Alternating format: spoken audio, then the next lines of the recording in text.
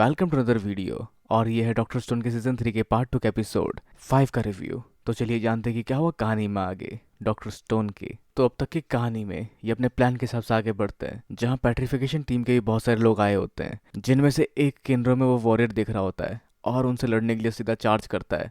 पर किनरो भी तैयार होता है अपने सुनहरे किंगडम ऑफ साइंस की निशानी लिए उनसे लड़ने के लिए। और किनरो सच में उन सबके मुकाबले पावरफुल होता है। साथ ही यूक्यू भी अपनी काबिलियत दिखाता है और साथ ही वहाँ होता है कुछ चमकदार वार सेंकू के। जिसके बाद वहाँ बचते 3 और वॉरियर जिनको चैलेंज करता है मोज, जो सच में लड़ने लायक नहीं थे, पर वो जाते हैं और कुछ कुछ करते हैं। जिसके बाद मोज अपनी एक्टिंग शुरू करता है और हारने की एक्टिंग करता है। जिसके बाद वो क्रिस आमिर से कहता है कि ये लोग स्ट्रांग है, तुम्हें इस्तेमाल करना चाहिए शक्ति का। जहाँ रियूशी भी तैयार होता है ड्रोन के साथ, जहाँ मोज भी कुछ कुछ अपनी प्लानिंग कर रहा होता है, जो पेट्रिफिकेशन बीम की रेंज से बाहर खड़ा हो जाता है, जहाँ ये जानता है कि वो लोग कुछ कुछ करेंगे पेट्रिफिकेशन बीम से बचने के लिए। और पेट्रिफिकेशन टूल मिलने के बाद वो लोग मोज को रोकने की कोशिश भी करेंगे, पर वो उनकी सॉर्सरी देख चुका है, जो आगे या पीछे जाती है चीज़ें जहाँ पर वो कुछ बटन से काम करती है। वैसे वो काफ़ी कम जानता सॉर्सरी या साइंस के बारे में, पर जैसे ही इन्हें पेट्रिफिकेशन टूल मिलेगा ये अगले ही पल उनकी गर्दन उड़ा देगा और जीत होगी उसकी। जिसके साथ पेट्रिफिकेशन टूल को फेंका जाता है और यूशी भी तैयार होता है उस पत्थर को पकड़ने के लिए, पर वो ड्रोन को एक मोमेंट के बाद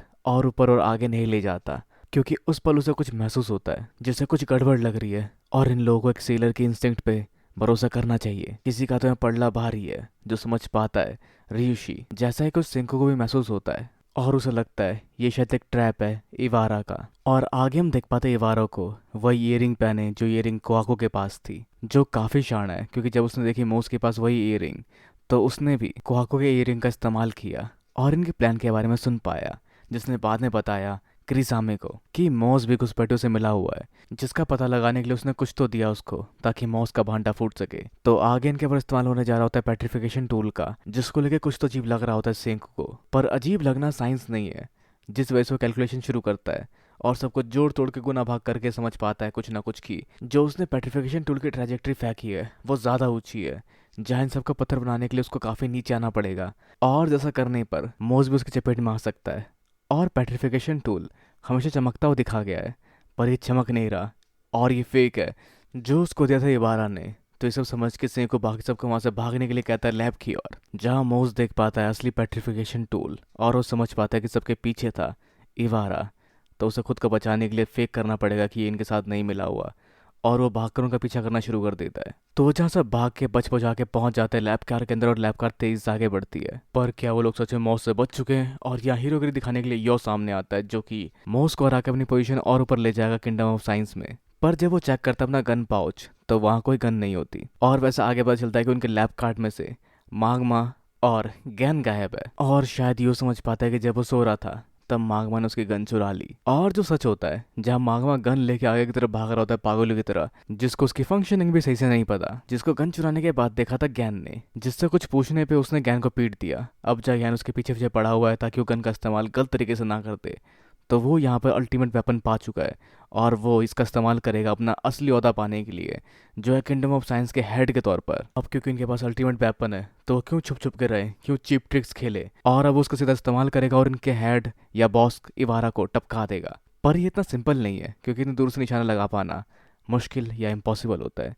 पर आगे देख पाते हैं इनके जहाज को आगे बढ़ते हुए, जिस जहाज को आगे बढ़ा रहे हैं हवा की मदद से, मतलब एक मोटर इंजन वाले बोट को इन्होंने सेलिंग बोट में तब्दील कर दिया।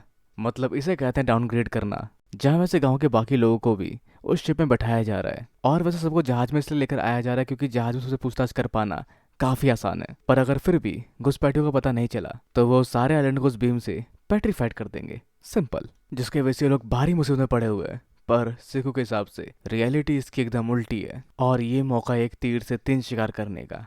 पर खैर आगे कोई और भी शिकार करने पड़ रहा है, जो कि है मागमा, जो अपने कूल एक्सप्रेशन के साथ गन ताने इबारा की तरफ बहुत दूर से कोशिश करता है उसको शूट करने की उसके ऊपर। पर उसके ऐसा करने से पहले हम बढ़ते हैं सिखो और बाकी लोगों की तरफ। तो प्लान क्या है? तो जब इस आइलैंड पे कोई है नहीं तो रिवील करेंगे पहले कि जो मास्टर है वह पुतले बना दिए गए हैं, जिससे इबारा का खेल खत्म।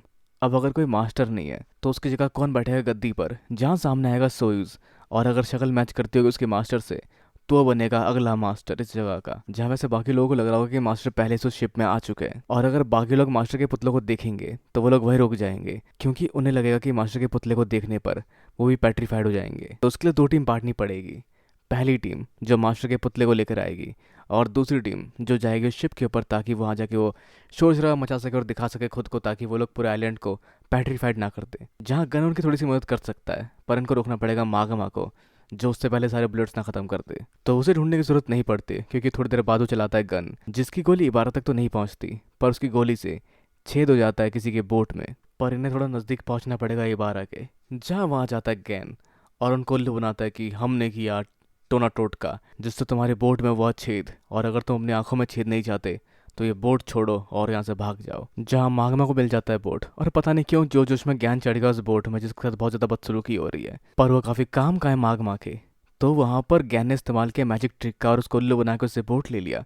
तो इन्हें क्या करना चाहिए, जैसा कुछ करती है यहाँ पर इनके साथ के साथी, जो वहाँ मौजूद एक बोट वाले बंदे को बेहोश करके उसकी बोट ले लेती है काफ़ी आसानी से, और जो पीछा करना शुरू करते हैं मागमा का उसको और बेवकूफ़ी करने से रोकने के लिए। अब आगे उनके बेस की ओर पहुंचकर यूके कुछ तीरों में आग लगाकर उनके बेस में आग सुलगा देता है, जिसके बाद वो सब लोग वहाँ से आगे बढ़कर जा रहे होते हैं मास्टर के कमरे की ओर। जिस तरह बढ़ते हुए कुछ कुछ याद आना शुरू होता है सोयूज को, पर जब वो आगे पहुंचते हैं मास्टर के कमरे पर तो देखते हैं पहले किसी ने मास्टर के पुतले को तोड़ दिया है, जो काम है इवारा का, ताकि वो पुतला गलती से चोरी ना हो जाए, जो वैसे बाद में उस तरह का दिखने वाला कोई और पुतला बना देगा। तो क्या सब कुछ खत्म हो गया? नहीं, क्योंकि यूजर के पास है कुछ और गोंद जिसका इस्तेमाल कर सकते हैं लोग इस पुतले को दोबारा जोड़ने के लिए, पर इस पुतले के कुछ हिस्से फेड हो चुके हैं, जिसका मतलब इसको रिवाइव करके दोबारा ठीक कर पाना शायद पॉसिबल ना हो। पर जहाँ आगे सोयूज इस पुतले के हाथ को छूकर कुछ पुराने एहसासों को याद कर पाता है, जहाँ वो पहुंच जाता अपने फ्लैशबैक में, जब वो छोटा बच्चा था उसकी तरफ यही हाथ बढ़ा था जिसको उसने छुआ था, और उसे ये फीलिंग मतलब इस हाथ की छुअन याद है, जो रोते हुए सोइज की तरफ हाथ बढ़ाते थे, जहाँ सोइज उनका हाथ पकड़ लेता और शांत हो जाया करता। जिन सब बातों को याद करके सोयूज इमोशनल हो जाता है, जहाँ सोयूज को याद आ चुका है इस बात को 20 साल हो गए, पर अब उसे ये याद आ चुका है कि ये है उसके डैड। पर साथ ही वो ये भी जानता है कि रिवाइवल फ्लूइड इनको पूरी तरह से जिंदा नहीं कर पाएगा, पर सोयूज को याद है कि ये कैसे दिखते थे, तो अभी के इनके दोस्तों के साथ ये इनको दोबारा ठीक कर सकता है, बिल्कुल वैसे जैसे पहले दिखा करते थे। और खैर आगे दूसरी टुकड़ी बढ़ती है उस बोट की ओर, जिनमें से एक में होता है मागमा, और जो वहीं से खड़े होकर गोली चला देता है। तो ये आ चुकी है घड़ी एक बड़े मज़ेदार ब्रॉल का। तो देखते हैं आगे ये सब क्या रंग लाता है, जहाँ मूर्ति रिपेयर करने वाली टीम उस मूर्ति को मतलब स्टैचू को दोबारा रिपेयर कर लेगी, जहाँ केंद्र अपने स्पीयर से उनको कुछ और समय देगा, और मागमा अपने बंदूक से मार देगा इबारा को एक शॉट के साथ। जैसा कहते हुए उसने 2 गोलियां बर्बाद कर दी अब तक, जिस वजह से ये लोग उसको रोकेंगे और गोलियां बर्बाद करने से भी, और जिसके साथ एपिसोड एंड होता है। तो अब क्या होगा आगे, क्या है आपकी उम्मीद है आगे आने वाले एपिसोड्स के साथ? अपने विचार हमें नीचे कमेंट बॉक्स में बताना बिल्कुल ना भूलें। इस वीडियो को लाइक शेयर और सब्सक्राइब करना भी बिल्कुल ना भूलें। तो अगली मिलते हैं अगली वीडियो में। Sayonara and have a nice day.